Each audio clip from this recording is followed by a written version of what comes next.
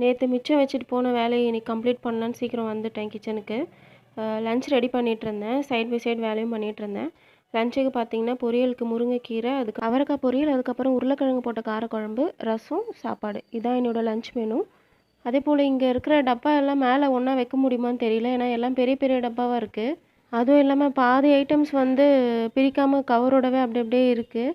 So அதுக்கான டப்பா வந்ததுமே அதில் நம்ம ஸ்டோர் பண்ணி வைக்கணும். அது மட்டும் இல்லாமல் கிச்சனில் பார்த்திங்கன்னா ஒரே ஒரு செல்ஃப் தான் இருக்குது. அதில் 3 ரேக் இருக்குது.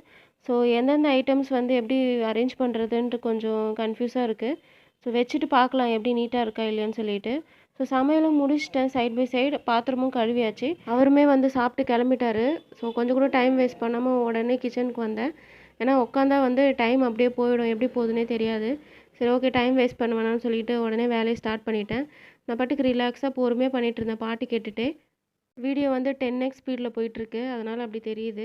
அண்ட் இந்த உருளி இப்போ புதுசாக வாங்கினது. மாமியார் வீட்டில் இதே மாதிரி பாத்திரம் சைஸ் வரைய வச்சுருக்காங்க. ஸோ எனக்கு இந்த பாத்திரம் பித்தளையில் வாங்கணும்னு ஆசை. பட் இப்போதைக்கு இதுதான் அஃபோர்ட் பண்ண முடிஞ்சுது. ஒரு வழியாக பொறுமையாக எல்லாமே கீழே எடுத்து வச்சுட்டேன். அண்ட் மேலே பார்த்தீங்கன்னா அவ்வளோ பொடி பொடியாக நிறைய டஸ்ட் இருந்துச்சு. அது என்ன டஸ்ட்டுன்னு தெரியல. எலி கிடையாது, பட் பல்லி நிறைய பல்லி இருக்குது. அதை வைக்கிறதுக்கு என்ன பண்ணுறதுன்னு தெரியல.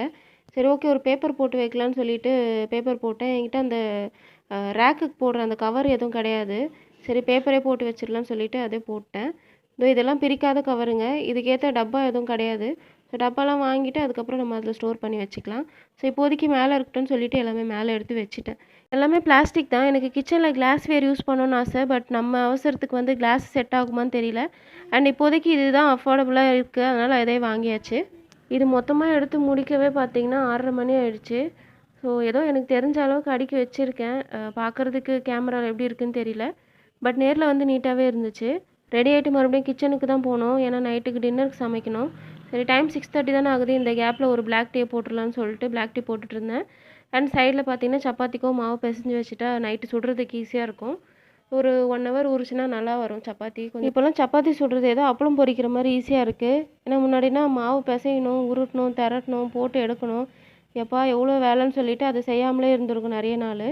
பட் இப்போ அப்படி இல்லை, ரொம்ப ஈஸியாக இருக்குது. சீக்கிரமாகவே செஞ்சிடுறேன். அதுவும் நம்மளுக்கு வேறு பபுள்ஸ் வர ஆரம்பிச்சிருச்சு புசு புசுன்னு. அதனால் இன்னும் செய்கிறதுக்கு ஆசையாக இருக்குது. இருக்கிறது 2 பேர், 2 பேருக்கு சப்பாத்தி சுடுறது என்ன பெரிய மலையான்னு கேட்பீங்க, புரியுது. பட் இருந்தாலும் அப்போது ரொம்ப கஷ்டமாக நினச்சிட்டு இருந்த வேலை இப்போ ஈஸியாக இருக்குது. சப்பாத்திக்கு தொட்டுக்கிறதுக்கு பார்த்தீங்கன்னா மதியானம் வச்ச உருளைக்கிழங்கு காரக்குழம்பு இருந்துச்சு, அதை வச்சு ஓட்டியாச்சு. நாளைக்கு வெள்ளிக்கிழமைன்றதுனால பூ கொஞ்சம் இருந்துச்சு, அதை வச்சு கட்டிகிட்டு இருந்தேன். இது மாதிரி வீடியோஸ் பிடிச்சிருந்துச்சின்னா சப்போர்ட் பண்ணுங்கள். தேங்க்யூ.